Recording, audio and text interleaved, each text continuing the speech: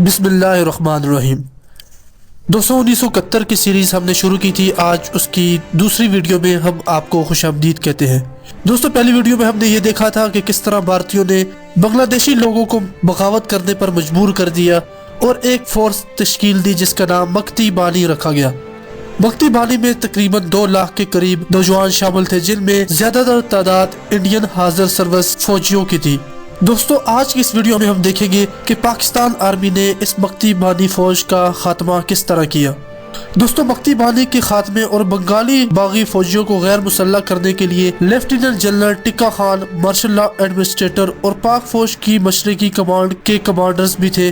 उन्होंने major general Khadim Hussain Raja commander officer infantry division number 14 को operation search light शुरू करने का हुक्म दिया।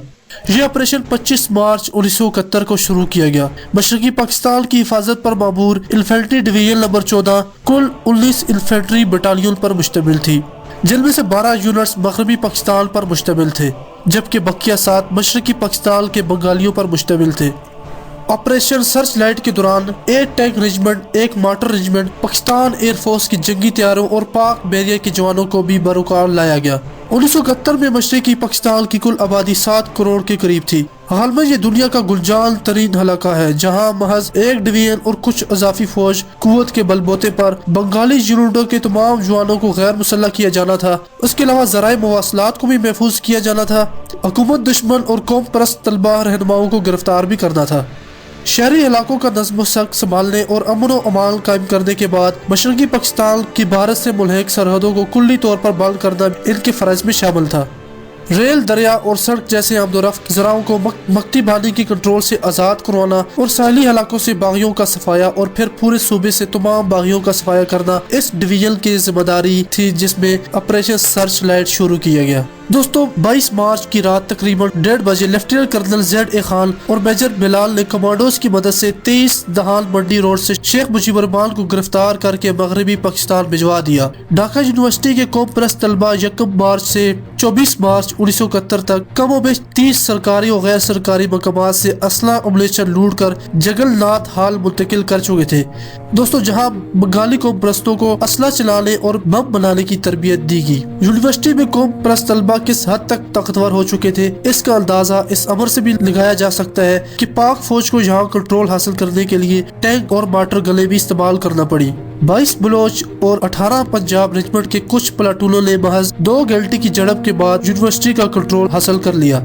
इस दौरान 150 बागी और मक्ती बानी के जवान हलाक हुए। ढाका यूनिवर्सिटी के बंगाली असातिज़ा ने फरवरी 1971 में बांग्लादेश का कौमी परचम डिजाइन किया, जो मार्च 1971 के आगाज में ढाका के हर गली मोहल्ले में लहरा रहा था। दोस्तों brigadier Arbab infantry division number 14 brigade number 57 के कमांडिंग ऑफिसर था। ढाका के शहर और उसके अलावा का कंट्रोल हासिल करना इसकी जिम्मेदारी थी। ईस्ट पाकिस्तान राइफल की तरफ से पाक फौज को सबसे ज्यादा मुज़ाहमत का सामना करना पड़ा। बहुत से पाकिस्तानी फौजी शहीद भी हो गए, ताहम ईस्ट पाकिस्तान राइफल का जानी नुकसान ज्यादा हुआ।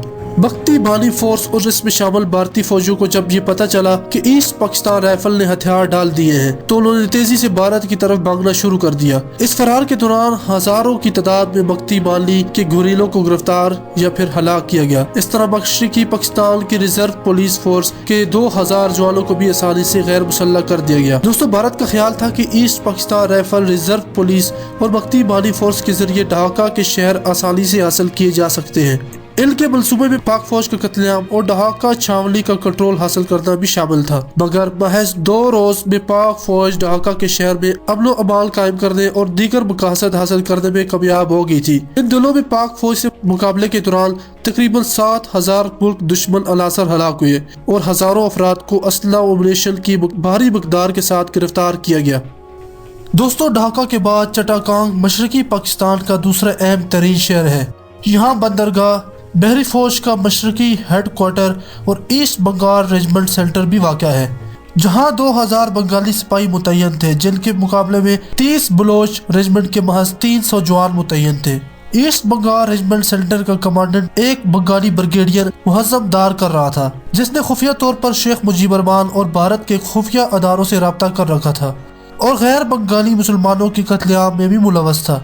भारत ने मक्ती बानी और ब्रिगेडियर मोजमदार के तावन से चटाकान का कंट्रोल हासिल करने का प्रोग्राम बना रखा था, जिसकी इत्तला मिलने पर 24 मार्च को जनरल हमीद, जनरल उमर और ब्रिगेडियर अंसारी को साथ लेकर चटाकान गए और ब्रिगेडियर मोजमदार को शुमाली ढाका में फौज की कमान संभालने का हुक्म दिया।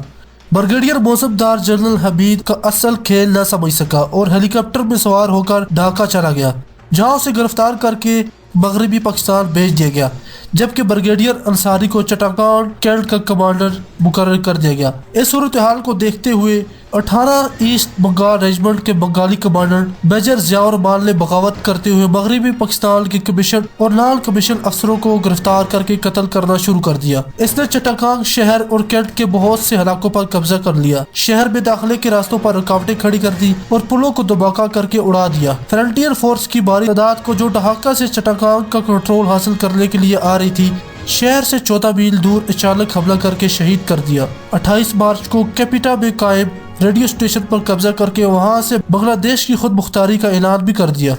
दोस्तों, ईस्ट बंगाल रेजिमेंट के लेफ्टिनेंट कर्नल रशीद जुनोजा को बागी फौज ने शहीद करने के बाद उनके जसद खाक को जीप से बांधकर शहर में घसीटा। इस तरह दीगर कई अफसरों और फौजियों को गिरफ्तार करके रस्सियों से बांधकर जिंदा दरिया में फेंक दिया गया। ताहम मेजर जियाउर रहमान की क़यादत में बागी फौज अपनी तमाम तर कोशिशों के बावजूद लेवल बेस पर कब्जा न कर सकी।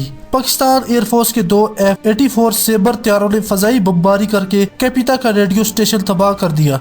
ज़मीनी कुमक और फजाई बमबारी से पाकिस्तान 6 अप्रैल 1971 तक बागी फौज और मक्ती बानी को गैर मुसर बनाने और चटाकान का कब्जा छुड़ाने में कामयाब हो गई। ताहम पाकिस्तान को जानी नुकसान की सूरत में उसे भारी कीमत अदा करनी पड़ी।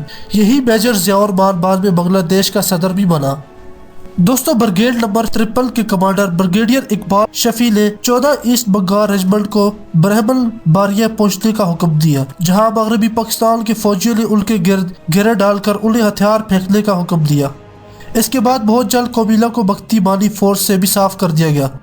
ब्रिगेडियर शफी ने चटाकान में ब्रिगेडियर अंसारी की मदद के लिए एक एडवाइस कंपनी भी रवाना की, जिसे मेजर जियाउर के बागी फोर्स ने घात लगाकर हमला करके वापस कोमिला आने पर मजबूर कर दिया। इस झड़प में एक कमांडर अफसर और 11 जवान शहीद हुए। दोस्तों, कश्तिया जैसूर से 60 मील दूर है। बागी मक्ती बानी यहाँ मुकम्मल कंट्रोल हासिल कर चुकी थी। 22 बलोच रेजिमेंट की एक कंपनी हल्के हथियारों से बगावत फरोग करने पहुंची तो मक्ती बानी ने घात लगाकर हमला कर लिया। कंपनी के 50 जवान काम आए। जिंदा बचने वाले 28 जवानों के लिए भी वापसी का महफूज रास्ता न बचा। 11 ने हथियार डाल दिए, बाकी मुजाहमत करते हुए शहीद हो गए।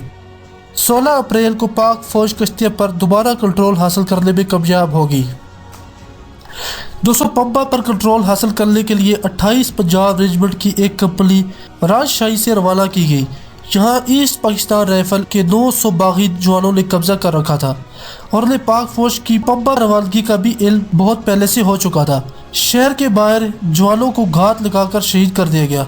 शहीद होने वालों में कंपनी कमांडर कैप्टन असगर और दीगर जूनियर कमीशन अफसर शामिल थे। ताहम 10 अप्रैल तक पंबा पर भी पाक फौज मुकम्मल कंट्रोल हासिल करने में कामयाब हो गई। मशरकी पाकिस्तान में अमन व अमान की बहाली और मक्ती बानी के खात्मे के लिए पाक फौज की अफरादी कुव्वत महदूद थी, जिसे पूरा करने के लिए 22 मार्च से 2 अप्रैल के दौरान डिवीजन नंबर 9 और डिवीजन नंबर 14 को कराची से C-130 ट्रांसपोर्ट त्यारे के जरिए ढाका मुंतकिल कर दिया गया। ये दोनों डिवीजन सिर्फ हल्के असले और महदूद एमुनेशन के साथ मशरकी पाकिस्तान भेजे गए। इसी तरह 10 से 21 अप्रैल के दौरान वेस्ट पाकिस्तान रेंजर्स और नॉर्थ वेस्ट फ्रंटियर स्काउट की मुतहद्दद यूनिटें भी मशरकी पाकिस्तान मुंतकिल की गई। इनसे सरहदों की निगरानी और शहरों में अमन व अमान की बहाली का काम भी लिया गया। दोस्तों, ऑपरेशन सर्च लाइट के दौरान तकरीबन 30,000 बागी फौजी, मक्ती बानी के गिरिले, राह के एजेंट और मुल्क दुश्मन अनासर को हलाक कर दिया गया, जबकि हजारों की तादाद में मुल्क दुश्मन अनासर भारत फरार हो गए, जिन्हें भारत ने दोबारा मुनज़्ज़म करके बाकायदा जंग के दौरान इस्तेमाल किया। पाक फौज ने 10 हैवी मशीन गन, 31 मार्टर तोपें और 21 टैंक और 72 शिकल तोपें कब्जे में ले ली। सिर्फ चटाकान से 18,000 राइफलें कब्जे में लेगी, जिससे अंदाजा लगाया जा सकता है कि भारत ने कितने वसी पैमाने पर ऑपरेशन बांग्लादेश के लिए काम शुरू कर रखा था।